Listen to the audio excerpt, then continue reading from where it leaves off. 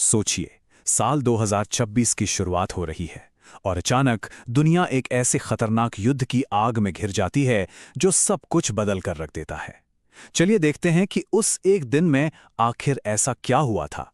तो सवाल यही उठता है कि सिर्फ एक दिन ने दुनिया को युद्ध की आग में कैसे झोंक दिया। आइए इस पूरी कहानी को परत दर परत खोलते हैं। उस हमले से ठीक पहले माहौल बहुत ज्यादा गर्म था। अमेरिका, इजराइल और ईरान के बीच तनाव आप कह सकते हैं कि बिल्कुल चरम पर था। हवा में जैसे बारूद घुला हुआ था और बस एक छोटी सी चिंगारी की देर थी जो एक बहुत बड़े धमाके में बदलने वाली थी। और फिर वही हुआ जिसका डर था। एक साथ एक बहुत बड़ी मिलिट्री कार्रवाई को अंजाम दिया गया और इसी के साथ इस जंग का आगाज हो गया। ये कोई छोटी मोटी झड़प नहीं थी, बल्कि एक बहुत ही सोची समझी और जबरदस्त स्ट्राइक थी। देखिए, ये हमला एक साथ दो तरफ से हुआ था। एक तरफ था अमेरिका का ऑपरेशन एपिक फ्यूरी, तो दूसरी तरफ इजराइल का ऑपरेशन रोरिंग लायन। इससे ये साफ पता चलता है कि दोनों देशों के बीच कितनी गहरी सैन्य प्लानिंग चल रही थी। और इस हमले का जो स्केल था वो सच में चौंकाने वाला था। ईरान में 500 से भी ज्यादा जगहों को एक साथ टारगेट किया गया। जरा सोचिए, 500 से ज्यादा ठिकाने।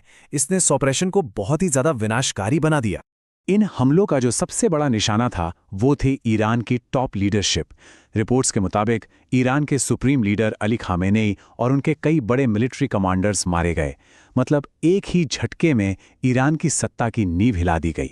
लेकिन इस हमले का एक और बड़ा मकसद था, ईरान के न्यूक्लियर प्रोग्राम को पूरी तरह से खत्म कर देना।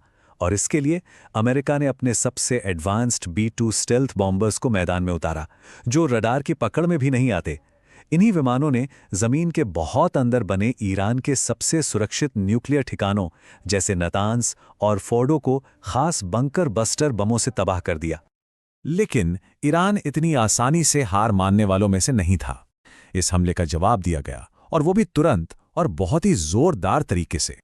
ईरान ने अपने इस जवाबी हमले को नाम दिया ऑपरेशन ट्रू प्रॉमिस IV। इसमें उन्होंने सैकड़ों बैलिस्टिक मिसाइलें और ड्रोन दागे। ये उनकी पलटवार करने की ताकत को दिखाता है। और ईरान ने अपना जवाब सिर्फ इजराइल तक ही नहीं रखा। नहीं, उन्होंने पूरे मिडिल ईस्ट में फैले अमेरिकी मिलिट्री बेस को निशाना बनाया। कतर, बहरीन, कुवैत, UAE सब निशाने पर थे। और देखते ही देखते ये लड़ाई पूरे इलाके में फैल गई। अब ये सिर्फ एक हमला और उसका जवाब नहीं रह गया था।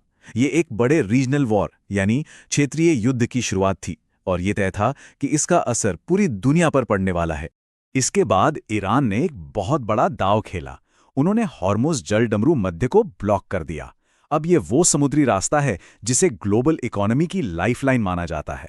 और इस ब्लॉकेड का असर वो तुरंत और बहुत ही जबरदस्त हुआ। दुनिया का करीब 20% तेल इसी रास्ते से होकर गुजरता है, और वो सप्लाई पूरी तरह से ठप पड़ गई।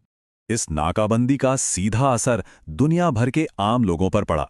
जैसे ही तेल की सप्लाई रुकी, ऊर्जा की कीमतें आसमान छूने लगीं, और इससे हर देश की इकोनॉमी पर भारी दबाव पड़ने लगा।